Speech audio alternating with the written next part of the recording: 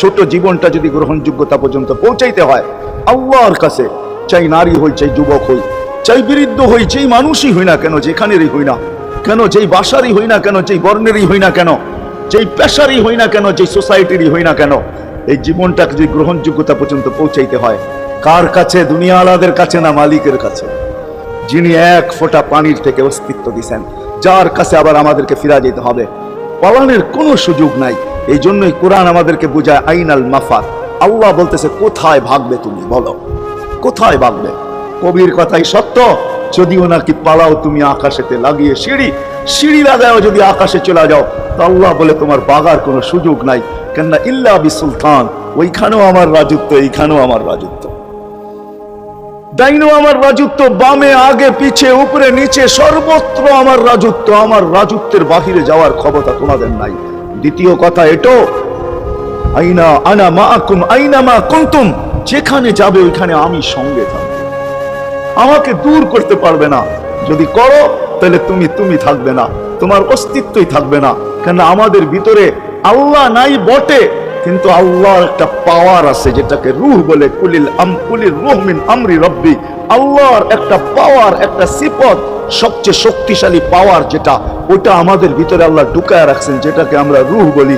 কোরআনের ভাষায় রূহ বলে, বাংলা ভাষায় আত্মা বলে। যেটাকে আমরা আত্মা বলি ওটা আল্লাহর হুকুম ছাড়া কিছু না। আল্লাহ বলে ওটা মনে করে নাও আমি তোমার ভিতরে আছি, কেন এটা আমারই জিনিস। কুলির রূহ মিন আমরি রব্বি, আমাকে পৃথক করলে আর তুমি থাকবে না। তখন তোমার চক্ষু থাকবে আইন লা তানদুর, তোমার চক্ষু থাকবে দেখবে না। উযুন লা তাসমা, কান থাকবে শুনবে না। লিসান লা তানতিক, জবান থাকবে কিন্তু জিহ্বা থাকবে কিন্তু বলবে না। আকলুন লা তুমাইয়িজ, তোমার মগজ থাকবে ভালো মন্দ বুঝবে না।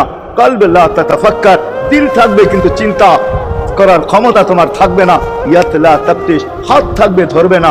রিজল লা তামশি, পাও থাকবে চলবে না। তুমি হবে লাশ। ওই আল্লাহ পর্যন্ত যদি গ্রহণযোগ্যতায় পৌঁছাইতে হয়, ওইখান থেকে বাহির হয়ে গেছি। ভালো তো বাসি, কিন্তু আগেরটুকু জানি না। ও মেরে দোস্ত, শুধু ভালোবাসলে চলবে না। আবু তালেবের চেয়ে বড় ভালোবাসা আপনার আমার ছিল না। সাহাবাদের মতো ভালোবাসা আপনার আর আমার নাই। আছে নাকি? হ্যাঁ, আবু তালেবের মতো ভালোবাসা ছিল। চলেন শর্ট করি। আবু তালেবকে নিজের হাতে আল্লাহ রসুল কবরে রাখছেন। যখন রাখতেছিলেন তখন চিৎকার দিতেছিলেন, আম্মি মা তারাক্তালি সাবিলা, চাচা কোন রাস্তা রাখলেন না আমার জন্য। বলছিলাম কলেমা পড়লেন না। বলছিলাম ঠোঁটটা হেলাইলেন না। বলছিলাম চুপ থাকেন, তাও থাকলেন না। সর্বশেষ একটা চিৎকার দিলেন, আলা মিল্লাতি আব্দুল মুত্তালিব, আব্দুল মুত্তালিবের ধর্মের উপরে চলে যেতেছি। এই কথা বলে দুনিয়ার থেকে বিদায় নিলেন। চুপও যদি থাকতেন তো আমার জন্য কোনো সুযোগ হইতো। চাচা, ও চাচা, আমার জন্য কোনো রাস্তা রাখলেন না। ভালোবাসা কাজে দিবে না। এই জন্য চলেন, জীবনটাকে গ্রহণযোগ্যতা পর্যন্ত পৌঁছাইতে হইলে কদমে কদমে মুহাম্মদুর রাসূলুল্লাহর আদর্শ লাগবে, যেটাকে আরবি ভাষায় সিরাত বলে, যেটাকে ক্যারিয়ার বলে। আল্লাহর রসুলের ক্যারিয়ার লাগবে, আল্লাহর রসুলের আদর্শ লাগবে, আল্লাহর রসুলের সিরত লাগবে, আল্লাহর রসুলের চরিত্র লাগবে। এই জন্যই আল্লাহ কোরআনে বলছেন, লাকাদ কানা লাকুম ফি রাসূলিল্লাহি উসওয়াতুন হাসানা, তোমরা লিমান কানা ইয়ারজুল্লাহ, তোমরা যদি আমাকে পাইতে চাও তাহলে আমার আদর্শ সহজ করছেন, কঠিন করেন নাই। আল্লাহ কঠিন করতে পারতেন, আল্লাহ সহজ করছেন। কেননা আসলে উদ্দেশ্য ছিল আল্লাহকেই মানা, আল্লাহকে মানা উদ্দেশ্য ছিল। কিন্তু আল্লাহকে চোখে দেখা যায় না, মানবে তো মানবে কি করে? আল্লাহর কথা শোনা যায় না, তো আল্লাহকে মানবে তো মানবে কি করে? আল্লাহকে তো দেখা যায় না, আল্লাহকে তো আল্লাহর কথা শোনা যায় না, আল্লাহকে ধ্যান ধারণায় আনা যায় না, কোনো ধ্যান ধারণার ভিতরে আনা যায় না যে আল্লাহর আকৃতি এরকম। আল্লাহকে ধ্যান ধারণায় আনা যায় না, বর্ণনা দিয়ে শেষ করা যায় না। আল্লাহর বর্ণনা দিয়ে কেউ শেষ করতে পারবে না। কোরআন বড় কিছু আমাদেরকে বুঝাইছেন, অনেক বুঝাইছেন যে আল্লাহর বর্ণনা দিয়ে শেষ করা যাবে না। আল্লাহ শুধু আল্লাহ না, 99 নাম দেখলেই বোঝা যায় যে আল্লাহকে। আল্লাহ শুধু আল্লাহ না, আল্লাহ 99টা পদের অধিকারী। বিদায় আল্লাহ ধরা ছোঁয়ার বাহিরে আল্লাহ মানুষ প্রশ্ন করতে পারে, আপনাকে মানবো তো মানবো কি করে, পাবো তো পাবো কি করে? তো আল্লাহ আসান করছেন যে আমার নবীর আদর্শের ভিতরে আমি লুকায়িত আছি। ফুলের ভিতরে যেরকম ঘেরান লুকায়িত থাকে, আমার নবীর আদর্শের ভিতরে আমি লুকায়িত। নবীর আদর্শ মানতে থাকবে, আমাকে পাইতে থাকবে। এই জন্যই রাসূলুল্লাহর আদর্শ দরকার, সিরাত দরকার, ক্যারিয়ার দরকার। আর কেন আপনি আদর্শ মানবেন না? জীবনটাই তো আপনার জন্য আমার জন্য ছিল, ঠিক না? চোখের পানি ছিল তো আপনার জন্য, চিৎকার ছিল তো আপনার জন্য, রাত ছিল তো আপনার আমার জন্য, দিন ছিল তো আপনার আমার জন্য। দুনিয়ার কোনো মুহূর্ত নাই যেখানে যে আপনাকে আমাকে ভুলে গেছেন, এমন কোনো মুহূর্ত নাই। আরশে যাইও আপনাকে আমাকে ভুলেন নাই। যখন আরশে গেছে আমার বিবেক বলে ওইখানে হারায়া যাওয়া দরকার ছিল। মুসা আলাইহিস সালামকে আল্লাহ আরশ থেকে নিজেকে দেখানোর জন্য তাজাল্লি দিছেন। শুধু তাজাল্লি, আকৃতি না, তাজাল্লি দিছেন। 40 দিন বেহুশ ছিলেন, 40 দিন, 40 দিন। অথচ বন্ধু দুইজনে পাশাপাশি বসা, কাবা কাউসাইনি আও আদনা ফাতানা ফাতাদাল্লা ফাআওহা ইলা আবদিহি মা আওহা, পাশাপাশি বসা আছেন। তীর ধনুক থাকলে আপনাদেরকে আমি দেখাইতে পারতাম কতটুকু কাছে হয়েছিল। এরকম কাছে হারায় যাওয়া দরকার ছিল। আল্লাহ যখন জিজ্ঞাসা করছেন কি চাইতে আসছেন, আসআলুকা উম্মতি, এইখানে উম্মত চাবো না তো আর চাবো কি? এই সুযোগ পাবো আর পাবো কখন? এই টেবিলে উম্মত না উঠলে উঠবে কোথায়? এরকম কাছে হব তো হব কখন? এত কাছে পাবো তো পাবো কখন? এত কাছে হব তো হব কখন? এরকম পরিবেশ হবে তো হবে কখন? আপনি এরকম খুশি আবার হবেন তো হবেন কখন? আপনি আমাকে ডাইকা নিয়ে আসছেন, মেহমান বানায়া, আপনি মেজবান, উম্মত চাই। আল্লাহ জিজ্ঞাসা করছে এইখানে উম্মত? তো যুক্তি দিতেছে আনতা রব্বুল কারীম আনা নবিয়্যুর রহিম কাইফা তুদাইয়ু হাদিল উম্মাহ বাইনাল কারীমি ওয়ার রহিম। শুরুতে আপনি, শেষে আমি। শুরুতে আপনি রব্বে কারীম, শেষে আমি নবী রহিম। দুইয়ের মাঝে উম্মত জাহান্নামে চলে যাবে। আমি আমার মনকে বুঝাইতে পারবো না আমি উম্মত চাই। আল্লাহ সান্ত্বনা দিতেছেন, কাসসামতুল কিয়ামাতা কিসমাইন, কিয়ামতকে দুই ভাগে ভাগ করছি। আমি জানি আপনি একাই চিৎকার দিবেন কিয়ামতের মাঠে উম্মতি উম্মতি বইলা, আর কেউ উম্মতকে স্মরণ করবে না। নবীরা তো মাকেও স্মরণ করবে না, বোনকেও স্মরণ করবে না, সবাই নাফসি নাফসি বলবে। আপনি উম্মতি বইলা চিৎকার দিবেন। বিদায় কিয়ামত আপনার আর আমার মাঝে ভাগ, আর কারো মাঝে না।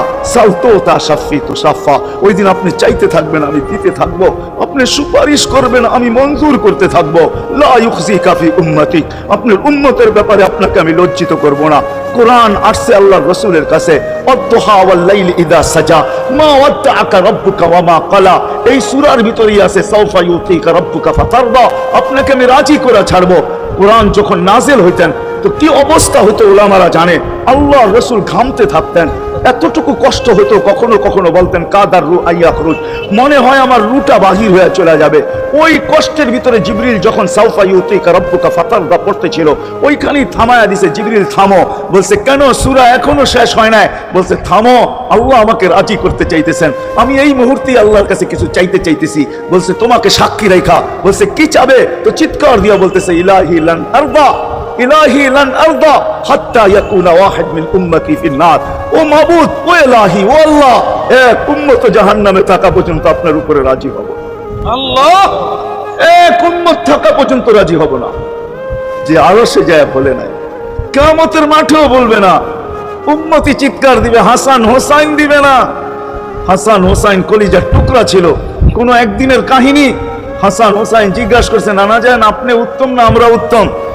আল্লাহর রাসূল সাদা সিধা জবাব দিছে আমি উত্তম, আমি সাইয়্যিদুল আউয়ালিন ওয়াল আখিরিন, আনা সাইয়্যিদু উলদি আদম, লিওয়াউল হামদি বিয়াদি ইয়াউমাল কিয়ামা। হায় হায়, আল্লাহর জান্ডা কিয়ামতের দিন আমাদের নবীজির হাতে থাকবে। মাদকদের মানুষ বোঝেন আমি যেটা বুঝাইতে চাইতেছি। ওই হাসান হুসাইনের খবর নিবেন না, নিবে উম্মতের খবর। জিজ্ঞাসা করছে নানা জান আপনি উত্তম না আমরা?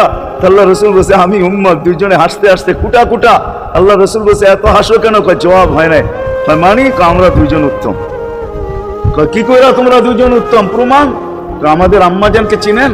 তা আম্মার পরিচয় দিয়া বলতেছে উম্মুকা লাইসা বিশাই, আমাদের আম্মার সামনে আপনার আম্মা কিছুই না। আমাদের আব্বাকে চিনেন? আব্বার পরিচয় দিয়া বলতেছে আবুকা লাইসা বিশাই, আপনার আব্বা আমাদের আব্বার সামনে কিছুই না। আমাকে নানা জানকে চিনেন? চিনেন আমাদের নানা জানকে? আমাদের নানা জানের সামনে জাদ্দুকা লাইসা বিশাই, আপনার নানা জানের তো মানুষ নামই জানে না। অনেকে আছে এখানে আল্লাহ রাসূলের নানার নাম জানে না, জানেন?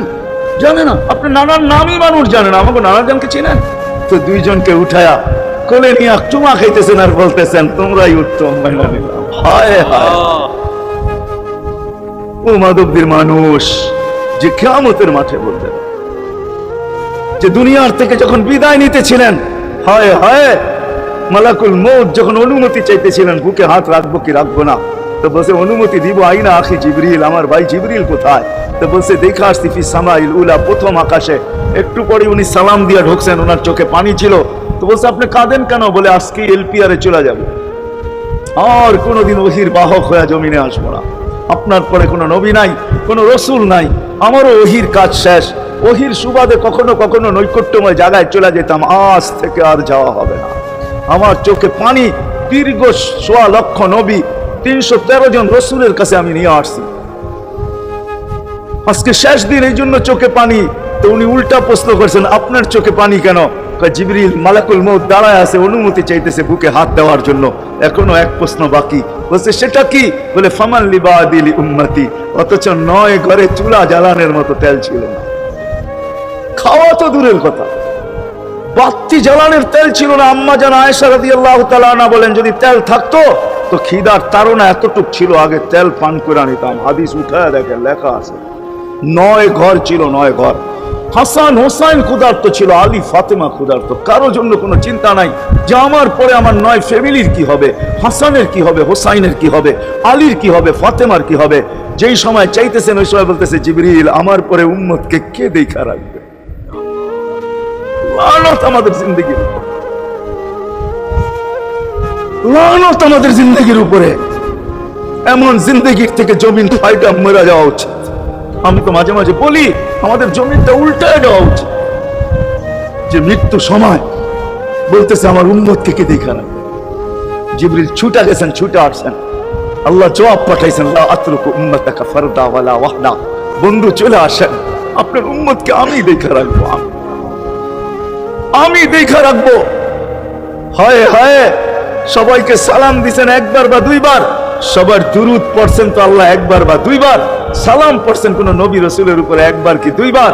আর বন্ধুর সালাম প্রতি জুমা ইমাম আছে, খতিব আছে, ইমামরা একটা আয়াত পড়ে কোরআনের, ইন্নাল্লাহা ওয়া মালাইকাতাহু ইউসাল্লুনা আলান নবী ইয়া আইয়ুহাল্লাযীনা আমানু সাল্লু আলাইহি ওয়া সাল্লিমু তাসলিমা। এই আয়াত আমাকে অনেক কিছু বোঝায়। ইমাম উলামারা, আলেম উলামারা বলবে এই আয়াতে আমাদেরকে দুরুদ পড়ার হুকুম দিবেন, আমিও বলবো দুরুদ পড়ার হুকুম দিবেন। কিন্তু আমার প্রশ্ন আছে এখানে, আমার প্রশ্ন, আল্লাহ আমাদেরকে পড়তে বলতেছেন, ঠিক আছে, আমরা কয়দিনই থাকবো আর কয়দিনই পড়বো? একদিন তো আমরা মারা যাবো, তো আপনার বন্ধুর উপরে দুরুদ কে পড়বে? আল্লাহ বলে, বেওকুফ দেখোস না, ফেরেশতাদের নাম নিছি, ফেরেশতারা পড়বে।